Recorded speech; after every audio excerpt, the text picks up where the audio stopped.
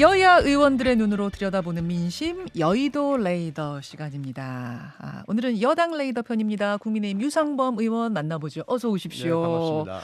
아니 우선 이 얘기부터 좀 짚고 가야 될 것 같아요. 네. 김포시를 비롯해서 구리, 광명, 하남 같은 곳들을 서울로 편입하겠다. 당론으로 추진하겠다.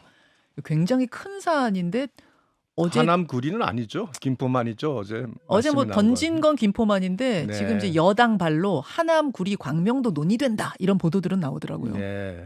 네. 어떻게 된 겁니까? 일단 김포의 경우에는 예. 이제 결국 경기도가 경기 남북도로 나누면서 김포를 이제 경기 북도로 이제 편입시키는 이게 이슈가 먼저 경기도에서 제기가 됐습니다. 예. 그러면서 김포 시민 자체가 그 부분에 대해서 우리가 경기 북도로 가려면은 차라리 서울시로 편입시켜 달라는 요구가 있었고요. 김포시의 요구. 예, 김포시의 요구가 예. 있었고, 그래서 이제 김포시의 요구에 따라 당해서 이제 그 부분에 대한 검토를 했고, 뭐 김포 시민이 원한다면 적극적으로 당 차원에서도 예. 추진하겠다 이런 입장을 밝힌 거죠. 그러면 아까 김준일 에디터도 잠깐 네, 설명했습니다만 한강을 중심으로 봤을 때 김포는 그 밑에 있는데 왜 우리가 북부냐? 네. 여기서부터 시작이 됐기 때문에 네. 지금 보도로 나온 광명, 하남, 구리도 검토한다. 이건 아직 아니군요. 그건 아직 김포만이군요. 아닙니다. 예, 그리고 분명히 밝혔듯이 전제는 김포 시민들의 입장이 정해지고 예. 거기서 이제 주민 투표 등을 통해서 적극 원한다면 이제 추진을 하는 것이고, 예. 또 이제 그 추진 과정이라는 게 잘 아시다시피 입법적 그 과정을 또 개정의 과정을 거쳐야 되는 국회 상황이고. 통과해야 돼요. 네, 맞습니다. 그렇죠. 일단은 그럼 주민들이 원하면 비슷한 조건을 가진 도시, 뭐 50만 명 정도 되는 서울 인근 중소도시들도 소위 다 위성도시라고 할 수 있죠. 그렇죠. 다 자, 논의 거의 다 대상은 서울 생활권을 다 가지고 있고, 예, 논의 대상 될 수 있습니까? 뭐 그렇게 된다면은 각 시에서 그렇게 추진해서 주민 투표가 온다면은 아마 서울시와 이제 경기도의 어떤 새로운 관계, 또 서울시의 확장 뭐 이런 측면에서 충분히 논의될 수 있다고 봅니다. 아, 그렇군요. 네. 민주당에서는 이거 굉장히 뜬금없다. 아니, 서울에다가 편입을 시키면 뭐 갑자기 교통 문제가 해결되는 것도 아니고 서울만 비대해지는 거 아니냐. 이런 뭐 의문도 제기했습니다. 그거 문제 제기를 시작한 거는 경기도에서 문제 제기를 만들어낸 거죠. 사실은 이제 경기 북부 특별자치도를 만들겠다고 하면서 이제 그런 논란이 시작이 된 거고, 그것이 아니었으면 아마 이 논란이 안 나왔을 겁니다. 그래서 국민의힘이 던진 거라기보다는 경기도에서 경기도와 문제되고 그것이 김포시? 김포시에서 경기도의 결정에 대해서는 예. 받아들일 수 없다는 그 입장을 가지면서 결국 그렇다면 차라리 서울시로 편입 이런 얘기가 나오니까 그럼 거기에 대해서 국민적 요구에 대해서 이제 당 차원에서 충분히 검토를 한 거고, 그렇다면 그 부분은 적극 추진하겠다 입장을 밝힌 거죠. 적극 추진하겠다까지 온 거군요, 진짜. 예, 그렇습니다. 이제부터 논의하겠다가 아니라. 네. 어, 그래서 당론으로 추진하겠다는 예. 입장을 대표께서 밝힌 거고. 예. 그럼 지금이 이제 내일이 11월인데 연내 발의하는 겁니까? 그 부분은 이제 김포시가 먼저 그 의사 결정이 확정이 돼야지 저희가 그 다음 단계로 추진할 수 있는 거죠.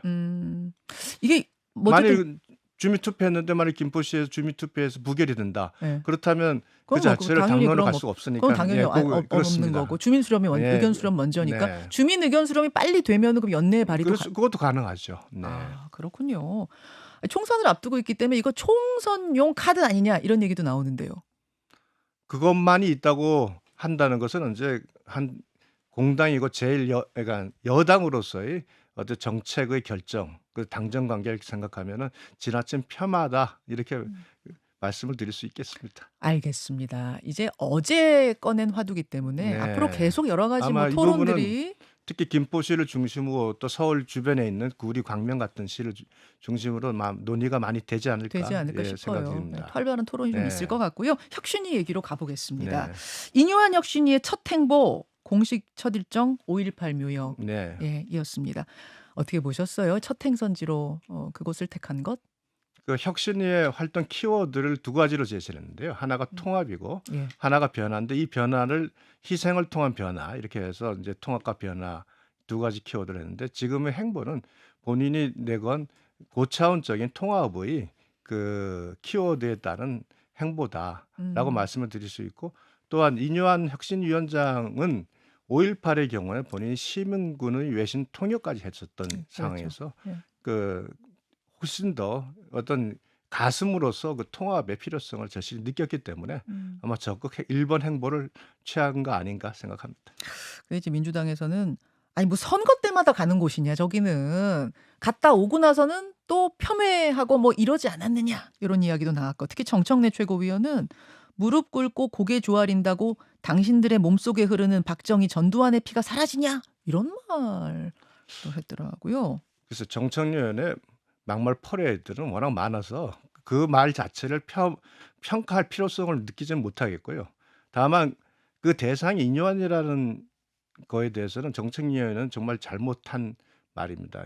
정청래 의원보다도 훨씬 더 시민군의 옆에서 외신을 통역하면서 온몸으로 그 5.18을 경험했던 인요한 혁신위원장의 그 행보는 그 진실성이 폄하돼서는 안 된다고 생각을 합니다. 근데 그런 분에게 그 단지 5.18을 정쟁화해 가지고 5.18이 마치 민주당의 전유물이냐 그걸 가지고 이 정쟁의 5.18 도구로 삼고 인요한 혁신위원장 자체를 폄하해 버렸지 않습니까?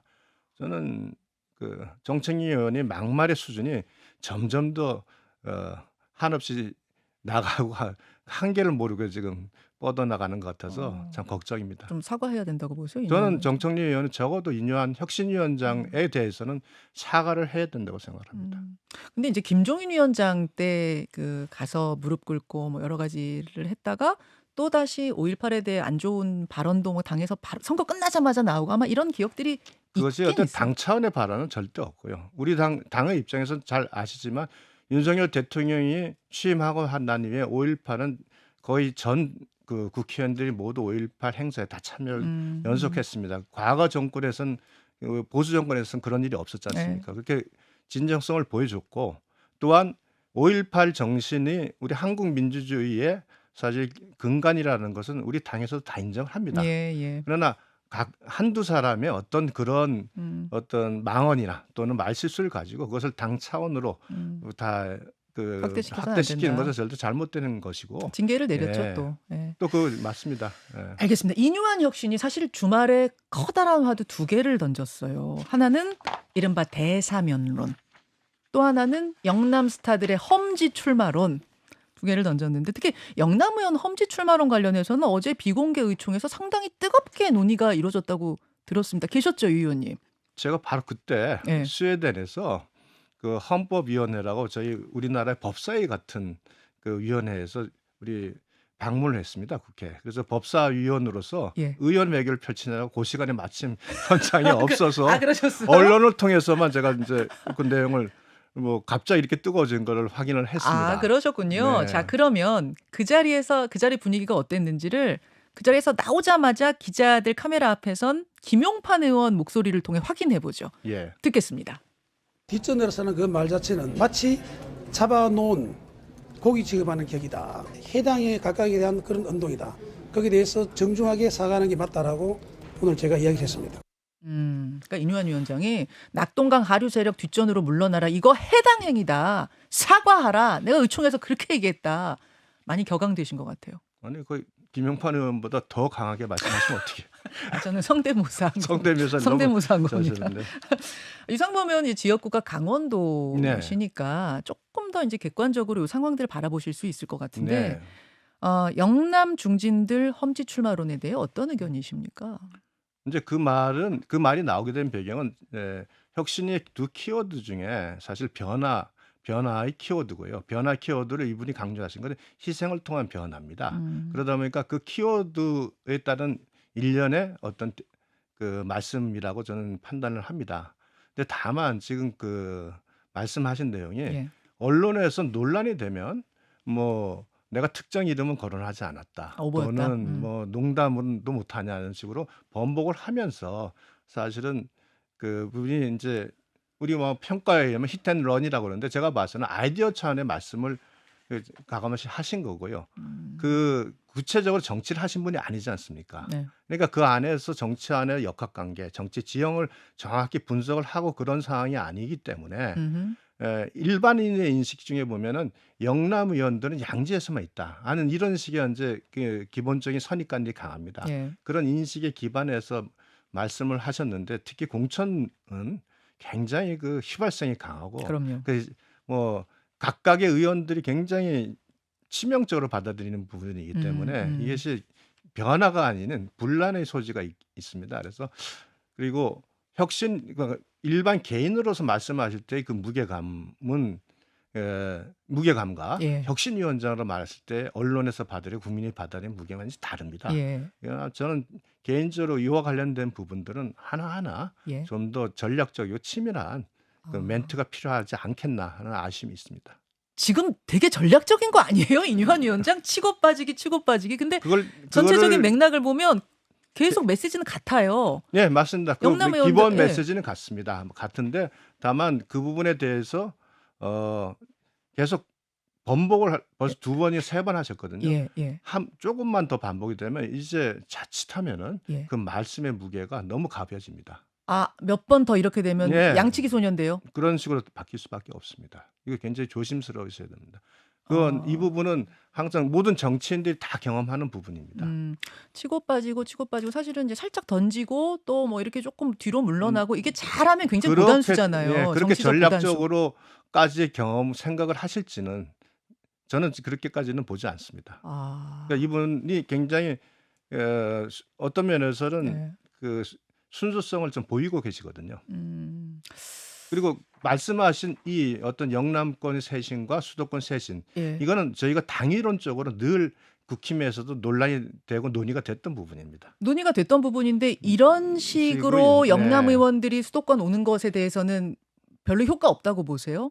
과거에 이제 시도를 했었던 부분이 있었죠. 네. 있었는데 그러나 결국 성공한 사람이 한 분도 없습니다. 아, 성공이라 하면 이제 총선에 실제로 총선에서 되는 올라서 경우. 승리를 거둔 경우는 없으니까 그건 경험론적으로도 우리가 검토를 해봐야 될 부분입니다. 다만 이제 수도권에서 이렇게 말씀하시는 분들 계시더라고요. 김병민 최고도 어제 출연하셨는데 네. 이게 그러니까 뭐 가서 꼭 당선이 되고 안 되고의 문제가 아니라 기득권을 내려놓는 그게 이제 당의 혁신 의지를 네. 보여줄 수 있는 계기 아니겠느냐. 굉장히 높습니다. 근데 그 모든 얘기를 하려면 그 얘기는 나도 할 수 있어야 됩니다. 말이라는 거는 누구나 할 수 있습니다. 아. 그러나 내가 그 사람 상대방에 그렇게 가야 된다는 이거 희생을 통한 변화는 굉장히 고차원적 논리고 당위성입니다. 그럼요. 그러나 구체적으로 어떻게 갈 거냐 할 때 그럼 내가 A 지역구에 있었는데 당신이 여러 가지 장점이 있으니 일로 가서 해라. 나도 그러면 오케이 당이 원하면 나도 하겠습니다.라는 자세를 보여주면 언제든지 그게 가능한 얘기인데 나는 그렇게 할 때 못 하거든요. 대부분은. 그러니까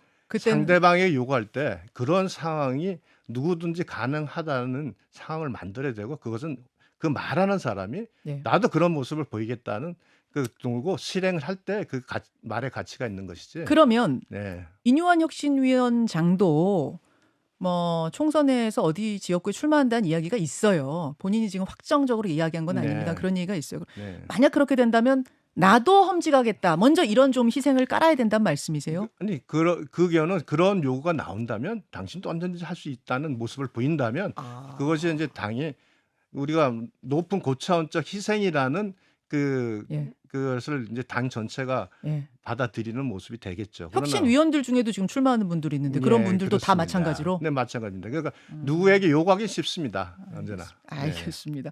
이뉴한 혁신위가 던진 두 번째 화두 징계 중인 인사들에 대한 대사면입니다. 대사면. 가장 화가 많이 난 사람은 홍준표 시장님이에요. 네. SNS를 하루에 막 몇 개씩 쏟아내면서 듣보잡들이 당권 잡았다고 설친다. 권력의 앞잡이가 되어 날뛴다.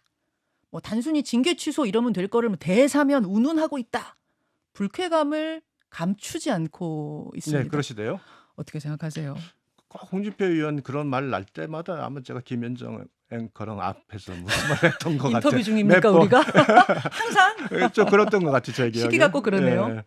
근데 이건 아마 이제 당내 통합 차원에서 우리 아마 윤리위원들이 아마 논의를 통해서 아마 나온 얘기로 저는 알고 있습니다. 네. 근데 이제 홍준표 시장께서 아주 강하게 반발하셨는데 홍준표 시장이 사실 경북 큰 수해 때 골프 논란이 있고 골프 논란 이후에 언론에 대한 입장이 굉장히 국민들의 분노를 샀기 때문에 사실 징계를 받으셨거든요. 근데 그 징계는 윤리위에서 했습니다. 네. 그리고 이번에 대사면 얘기는 혁신위원장이 독자적 권한을 가지고 했습니다. 근데 비난은 뭐 이름은 하지 않았는데 김기현 대표 비난을 해요. 아, 김기현 대표. 그러니까 기승전 김기현이 되어서 저는 이 상황이 좀 잘 이해가 가지 않습니다. 기승전 김기현. 이런 식으로 결과가 나왔지 않습니까? 어. 그래서 보니까 본인이 그동안 여러 가지로 징계를 받은 것에 대한 분노 뭐 이런 것을 뭐 한꺼번에 표출하신 것 같은데 제가 이제 항상 그 언어는 품격을 나타낸다는 말을 자주 하는데 네. 너무 강하게 직설적이라서 참 주변에 같이 가기가 참 어려운 분이구나 하는 걸 다시 한번 느낍니다. 그 이분들 사면이란 말이 좀 껄끄러우면 징계 취소 네네. 이거 동의하세요? 그것은 저는 개인적으로 예. 이 총선에 있어서 예. 또 당의 화합이 있어서 도움이 된다면 전 제 개인적인 예. 의견은 의미가 없다고 생각하고요. 언제든지 저는 찬성을 합니다. 아, 의미가 있다고 생각하고. 저 개인적 의견은 의미가 있는 게 아니기 때문에 네. 당 차원에서 당 결정하는 차원에서. 부분이라고 생각을 하고요. 음. 우리 당이 갖고 있는 그 여러 가지 장점 중에 하나는 그런 부분에 있어서 저희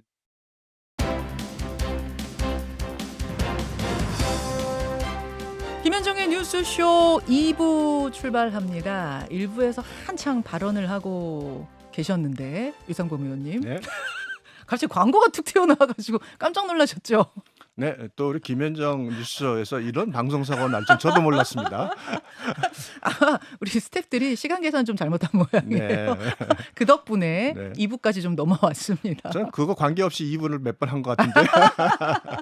그래서요, 인사는 좀 하고 가시는 게 좋을 것 같아서. 네. 예, 아까 하던 말씀은 마무리 하신 거예요? 네, 마무리했고요. 뭐 하고 싶은 얘기가 더 많이 있지만 그거는 다음에 시간을 주시면 요번에 중간에 네.